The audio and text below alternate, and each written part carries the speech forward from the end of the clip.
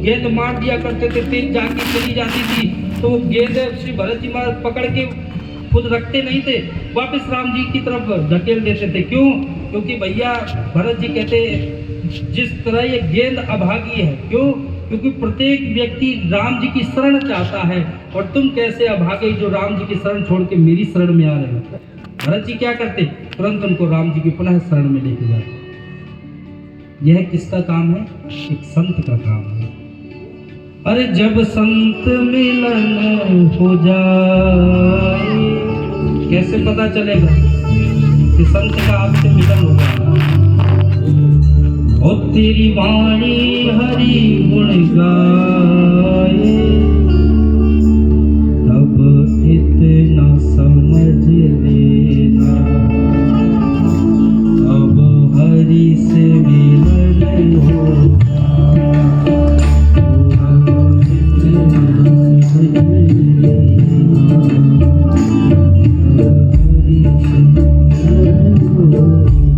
नियम है क्या? तेरी वाणी हरि गुण गाए, तेरी वाणी हरि गुण गाए, और क्या? नहीं क्रोध किसी पे आए, नहीं क्रोध किसी पे आए, अब इतना समझ लेना, हरि से मिलन हो।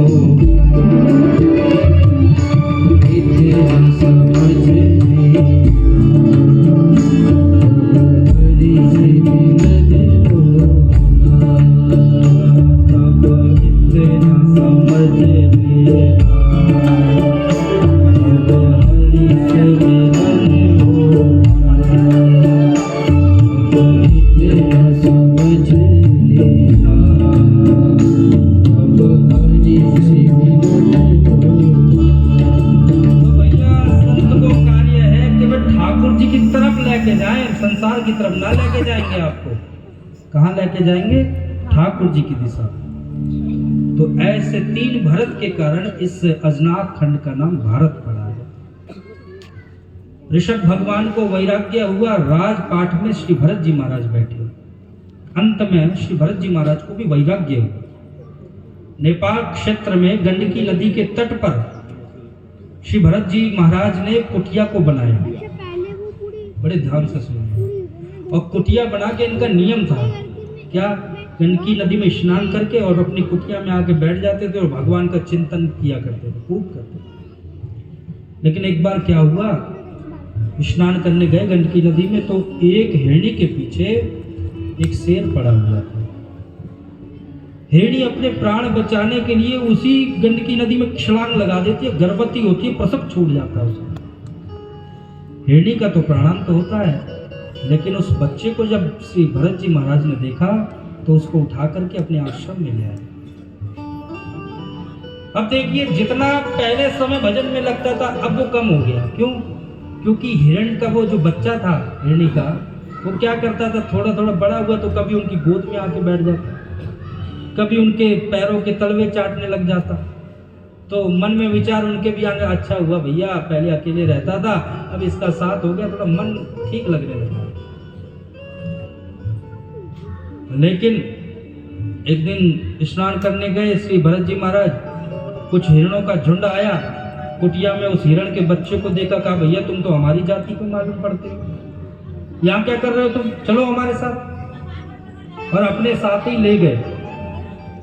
तब श्री भरत जी महाराज लौट करके आए तो पूरी कुटिया में देख लिया उन्होंने, आसक्ति लगाई, परंतु वो हिरण का बच्चा उनको दिखाई नहीं पड़ा। यहाँ तक कि सूर्य भगवान के रथ को रोक करके पूछ लिया, क्या आपने हमारे हिरण के बच्चे को देखा? जब बच्चा वह नहीं मिला तो उसी के विरह में अपने प्राणों का त्याग कर दिया। अंत में भी उस हिरण के बच्चे को याद किया तो गीता का श्लोक, अंत काले च मामे स्मरण मुक्त्वा कलेवरम, जो जिसका ध्यान करके जिस अपने शरीर का त्याग करता है वो उसी योनि में जाता है। अंत में दूसरा जन्म उनको मिला तो किसमें मिला? हिरण के ही रूप में मिला। इसलिए देखिए, जीव पर दया करना तो हमारा कर्तव्य है, परंतु जिसमें आसक्ति लगाना, यह 3 जन्म का कारण बनता है। आजकल लोग कुत्ते पे बहुत आसक्ति लगाते हैं, घर में पालते हैं। और पालते तो महाराज, एक तो हमने देखा कि एक गाड़ी एक कुत्ते के लिए ही रखते थे, वो उसको घुमा के लेके आना, फिर छोड़ के आना, उसके लिए अलग से एक नौकर रख रखा था। प्रेम से बोलेंगे भैया, दया करना, दया धर्म को मूल है, पाप मूल अभिमान, और तुलसी दया न छाड़िए जब लगी घट में प्राण। परंतु आसक्ति नहीं होनी चाहिए। सब कुछ याद है। श्री भरत जी महाराज को यही मेरा आश्रम था, यही मैं रहता था। हिरण के स्वरूप का भी त्याग किया। अब की बार जन्म हुआ तो एक अंगिरा कुल ब्राह्मण के घर में श्री जड़ भरत जी महाराज का जन्म होता है। नाम भी भरत ही रखा गया, लेकिन भरत जी महाराज ने सोचा अगर जगत के काम के रहेंगे ना तो भैया ये अपने ही काम में लगाए रखेंगे। कुछ ना काम नहीं करते थे। पिताजी गायत्री याद कराते, वो भूल जाते थे जानबूझ के। भाइयों ने उनका नाम रख दिया जड़ भरत। जब तक पिताजी थे तब तक उनको भोजन मिल जाता था टाइम से। जैसे ही पिताजी का देहावसान हुआ तो भाभीयों का चला मारा।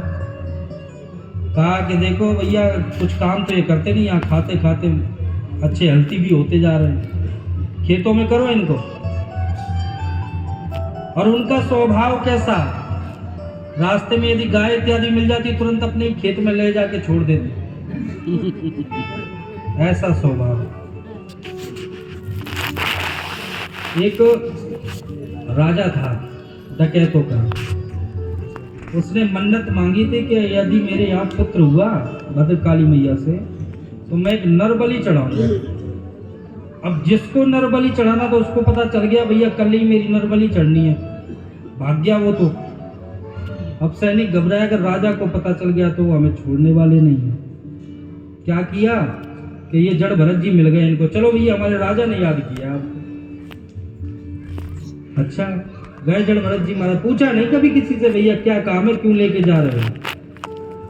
चले गए साथ में, बढ़िया स्नान वगैरह कराया गया, तैयार उनको वस्त्र नए वस्त्र धारण कराए गए, भोजन बढ़िया कराया गया। फिर पूछा भैया कोई अंतिम इच्छा है आपकी। जड़ भरत जी महाराज, अंतिम इच्छा भैया क्या कह रहे हो कि महाराज आपकी आज बलि चढ़ेगी और आपकी बलि से हमारी माता बड़ी प्रसन्न हो जाएगी, भद्रकाली माता। श्री जड़ भरत जी महाराज ने सोचा मेरी बलि से माता प्रसन्न होगी, तुरंत सिर झुका दिया महाराज। और राजा ने जैसे ही वह तलवार निकाली, उस डकैतों के राजा ने मारने के लिए, बलि चढ़ाने के लिए, भद्रकाली मैया वहीं साक्षात प्रकट हो जाती है, बोल भद्रकाली मैया की। और राजा का प्रणंत कर देती, जितने सैनिक को सबको मार देती। यह दृश्य श्री जड़ भरत जी महाराज ने देखा। लौट के घर नहीं गए, रास्ते में जाकर के राजा रघुगण को ज्ञान दिया। ऐसे श्री जड़ भरत जी महाराज, अज्ञानता देखिए, भक्त के 2 ही कर्म हैं। क्या, एक तो भक्त वह होता जिसको कुछ नहीं आता, ठाकुर जी उससे बड़े पसंद है। और दूसरे वो कि जिनको बहुत सारा ज्ञान है, वो अपने ज्ञान के बल पे प्राप्त कर ही लेते हैं। समस्या तो उन बीच वालों की आ जाती है जो भक्त बन नहीं पाते और अज्ञानी अपने आप को मानते नहीं। ज्ञानी वो है नहीं और अज्ञानी अपने आप को मानते नहीं। ऐसे लोग बीच में फंसे मझधार में रहते हैं महाराज, ना इधर के रह पाते ना उधर के रह पाते।